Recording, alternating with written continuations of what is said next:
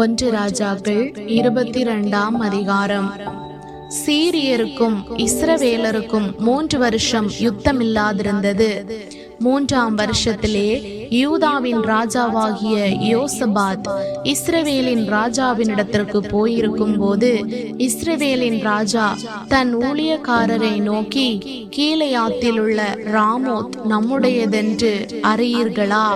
நாம் அதை சீரியா ராஜாவின் கையிலிருந்து பிடித்து கொள்ளாமல் சும்மா இருப்பானேன் என்று சொல்லி யோசபாத்தை நோக்கி, கீலேயாத்தில் உள்ள ராமோத்தின் மேல் யுத்தம் பண்ண என்னோடே கூட வருகிறீரா என்று கேட்டான். யோசபாத் இஸ்ரவேலின் ராஜாவை நோக்கி, நான் தான் நீர், என்னுடைய ஜனங்கள் உம்முடைய ஜனங்கள், என்னுடைய குதிரைகள் உம்முடைய குதிரைகள் என்றான். பின்னும் யோசபாத் இஸ்ரவேலின் ராஜாவை பார்த்து, கர்த்தருடைய வார்த்தையை இன்றைக்கு விசாரித்து அறியும் என்றான். அப்பொழுது இஸ்ரவேலின் ராஜா ஏறக்குறைய 400 தீர்க்கதரிசிகளை கூடி வர செய்து, நான் கீலேயாத்தில் உள்ள ராமோத்தின் மேல் யுத்தம் பண்ண போகலாமா, போகலாகாதா என்று அவர்களை கேட்டதற்கு, அவர்கள் போம், ஆண்டவர் ராஜாவின் கையில் ஒப்பு கொடுப்பார் என்றார்கள். பின்பு யோசபாத், நாம் விசாரித்து அறிகிறதற்கு இவர்களை அல்லாமல் கர்த்தருடைய தீர்க்கதரிசி வேறே யாராகிலும் இங்கே இல்லையா என்று கேட்டான். அப்பொழுது இஸ்ரவேலின் ராஜா யோசபாத்தை நோக்கி, கர்த்தரிடத்தில் விசாரித்து அறிகிறதற்கு இம்லாவின் குமாரனாகிய மிகாயா என்னும் இன்னும் ஒருவன் இருக்கிறான், ஆனாலும் நான் அவனை பகைக்கிறேன். அவன் என்னை குறித்து நன்மையாக அல்ல, தீமையாகவே தீர்க்க தரிசனம் சொல்லுகிறவன் என்றான். அதற்கு யோசபாத், ராஜாவே, அப்படி சொல்ல வேண்டாம் என்றான். அப்பொழுது இஸ்ரவேலின் ராஜா பிரதானிகளில் ஒருவனை கூப்பிட்டு, இம்லாவின் குமாரனாகிய மிகாயாவை சீக்கிரமாய் அழைத்து வா என்றான். இஸ்ரவேலின் ராஜாவும் யூதாவின் ராஜாவாகிய யோசபாத்தும் சமாரியாவின் ஒலிமுக வாசலுக்கு முன்னிருக்கும் விசாலத்திலே ராஜவஸ்திரம் தரித்து கொண்டவர்களாய் அவரவர் தம் தம் சிங்காசனத்தில் உட்கார்ந்திருந்தார்கள். சகல தீர்க்கதரிசிகளும் அவர்களுக்கு முன்பாக தீர்க்க தரிசனம் சொன்னார்கள். கேனானாவின் குமாரனாகிய சிதேக்கியா தனக்கு இருப்பு கொம்புகளை உண்டாக்கி, இவைகளால் நீர் சீரியரை முட்டி நிர்மூலமாக்கி போடுவீர் என்று கர்த்தர் சொல்லுகிறார் என்றான். சகல தீர்க்கதரிசிகளும் அதற்கு இசைவாக தீர்க்க தரிசனம் சொல்லி, கீலேயாத்தில் உள்ள ராமோத்துக்கு போம், உமக்கு வாய்க்கும், கர்த்தர் அதை ராஜாவின் கையில் ஒப்பு கொடுப்பார் என்றார்கள். மிகாயாவை அழைக்க போன ஆள் அவனுடன் பேசி, இதோ தீர்க்கதரிசிகளுடைய வார்த்தைகள் ஏக வாக்காய் ராஜாவுக்கு நன்மையாயிருக்கிறது. உம்முடைய வார்த்தையும் அவர்களில் ஒருவர் வார்த்தையை போல இருக்கும்படி நன்மையாக சொல்லும் என்றான். அதற்கு மிகாயா, கர்த்தர் என்னிடத்தில் சொல்வதையே சொல்லுவேன் என்று கர்த்தருடைய ஜீவனை கொண்டு சொல்லுகிறேன் என்றான். அவன் ராஜாவினிடத்தில் வந்தபோது ராஜா அவனை பார்த்து, மிகாயாவே, நாங்கள் கீலேயாத்தில் உள்ள ராமோத்தின் மேல் யுத்தம் பண்ண போகலாமா, போகலாகாதா என்று கேட்டான். அதற்கு அவன், போம், உமக்கு வாய்க்கும், கர்த்தர் அதை ராஜாவின் கையில் ஒப்பு கொடுப்பார் என்றான். ராஜா அவனை பார்த்து, நீ கர்த்தருடைய நாமத்திலே உண்மையை அல்லாமல் வேறொன்றையும் என்னிடத்தில் சொல்லாதபடிக்கு நான் எத்தனை தரம் உன்னை ஆணையிடுவிக்க வேண்டும் என்று சொன்னான். அப்பொழுது அவன், இஸ்ரவேலர் எல்லாரும் மேய்ப்பனில்லாத ஆடுகளைப் போல மலைகளிலே சிதறப்பட்டதை கண்டேன். அப்பொழுது கர்த்தர், இவர்களுக்கு எஜமான் இல்லை, அவரவர் தம் தம் வீட்டிற்கு சமாதானத்தோടെ திரும்ப கடவர்கள் என்றார் என்று சொன்னான். அப்பொழுது இஸ்ரவேலின் ராஜா யோசபாத்தை நோக்கி, இவன் என்னை குறித்து நன்மையாக அல்ல, தீமையாகவே தீர்க்க தரிசனம் சொல்லுகிறவன் என்று நான் உம்மோடே சொல்லவில்லையா என்றான். அப்பொழுது அவன் சொன்னது, கர்த்தருடைய வார்த்தையை கேளும். கர்த்தர் தம்முடைய சிங்காசனத்தின் மேல் வீற்றிருக்கிறதையும் பரமசேனை எல்லாம் அவரிடம் அவர் வலது பக்கத்திலும் அவர் இடது பக்கத்திலும் நிற்கிறதையும் கண்டேன்.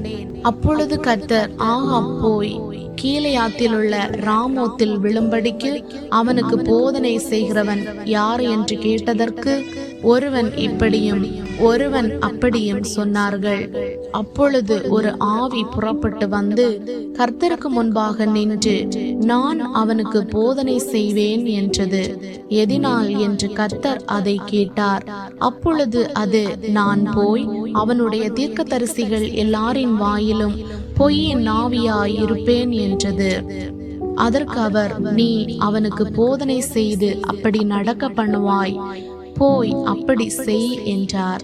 ஆதலால் கர்த்தர் பொய்யின் ஆவியை இந்த உம்முடைய தீர்க்கதரிசிகளாகிய இவர்கள் எல்லாருடைய வாயிலும் கட்டளையிட்டார். கர்த்தர் உம்மை குறித்து தீமையாக சொன்னார் என்றான். அப்பொழுது கேனானாவின் குமாரனாகிய சிதேக்கியா கிட்டே வந்து மிகாயாவை கன்னத்தில் அடித்து, கர்த்தருடைய ஆவி எந்த வழியாய் என்னை விட்டு உன்னோடே பேசும்படி வந்தது என்றான். அதற்கு மிகாயா, நீ ஒளித்து கொள்ள உள்ளறையிலே பதுங்கும் அந்நாளிலே அதை காண்பாய் என்றான்.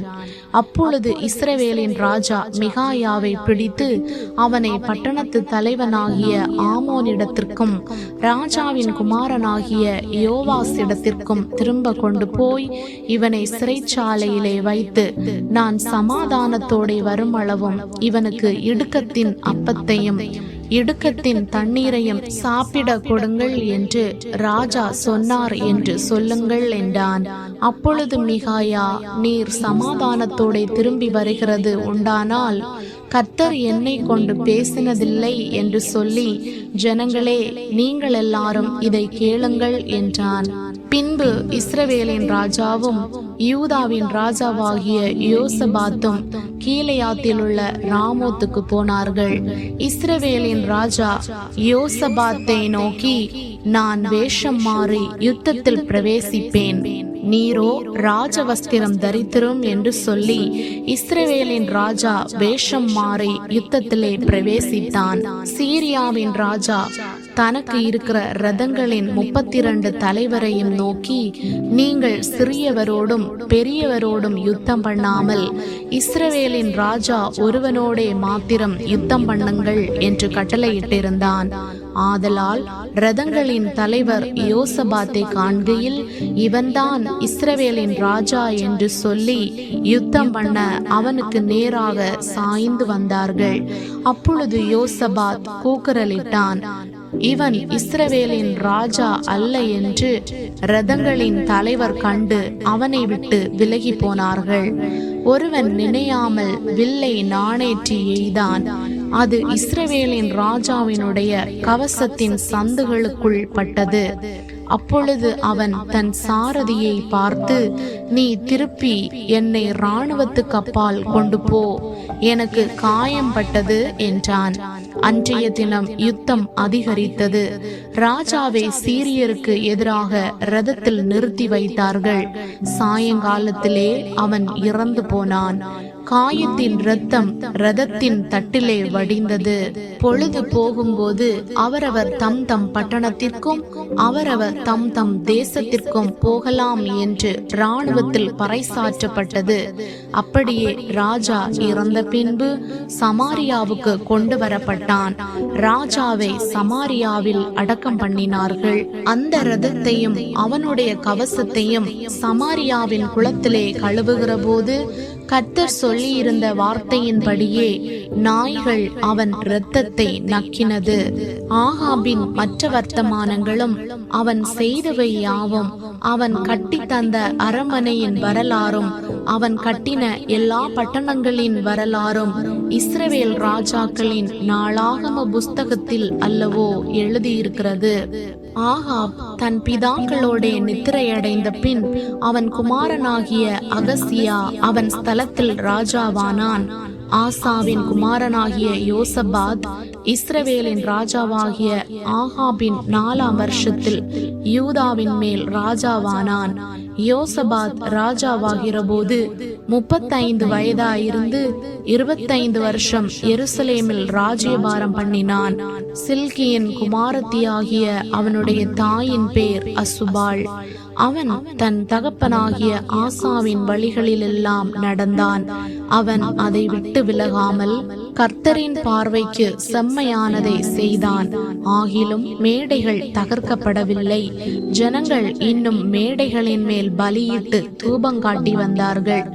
யோசபாத் இஸ்ரவேலின் ராஜாவோடே சமாதானமாயிருந்தான். யோசபாத்தின் மற்ற வர்த்தமானங்களும் அவன் காட்டிய வல்லமையும் அவன் பண்ணின யுத்தமும் யூதாவுடைய ராஜாக்களின் நாளாகம புஸ்தகத்தில் அல்லவோ எழுதியிருக்கிறது. தன் தகப்பனாகிய ஆசாவின் நாட்களில் மீதியாய் விட்டிருந்த லட்சையான புணர்ச்சிக்காரரையும் அவன் தேசத்திலிருந்து அற்றுப்போக பண்ணினான். அப்பொழுது ஏதோமில் ராஜா இல்லை, பிரதி ராஜா ஒருவன் இருந்தான். பொன்னுக்காக ஓப்பீருக்கு போகும்படி யோசபாத் தர்ஷீஸ் கப்பல்களை செய்தான். ஆனாலும் அவைகள் போகவில்லை. அவைகள் எசியோன் கேபேரிலே உடைந்து போயின. அப்பொழுது ஆகாபின் குமாரனாகிய அகசியா யோசபாத்தை நோக்கி, என் வேலைக்காரர் உம்முடைய வேலைக்காரரோடும் கூட கப்பல்களிலே போகட்டும் என்றான். அதற்கு யோசபாத் சம்மதிக்கவில்லை. யோசபாத் தன் பிதாக்களோட நித்திரையடைந்து தாவீதின் நகரத்திலே தன் பிதாக்களோட அடக்கம் பண்ணப்பட்டான். அவன் குமாரனாகிய யோராம் அவன் ஸ்தானத்தில் ராஜாவானான். ஆகாபின் குமாரனாகிய அகசியா யூதாவின் ராஜாவாகிய யோசபாத்தின் 17ஆம் வருஷத்திலே சமாரியாவில் ராஜாவாகி இஸ்ரவேலின் மேல் 2 வருஷம் ராஜ்யபாரம் பண்ணி கர்த்தரின் பார்வைக்கு பொல்லாப்பானதை செய்து தன் தகப்பன் வழியிலும் தன் தாயின் வழியிலும் இஸ்ரவேலை பாவம் செய்ய பண்ணின நேபாத்தின் குமாரன் எரோபெயாமின் வழியிலும் நடந்து பாகாலை சேவித்து அவனை பணிந்து கொண்டு தன் தகப்பன் செய்தபடியெல்லாம் இஸ்ரவேலின் தேவனாகிய கர்த்தருக்கு கோபம் உண்டாக்கினான்.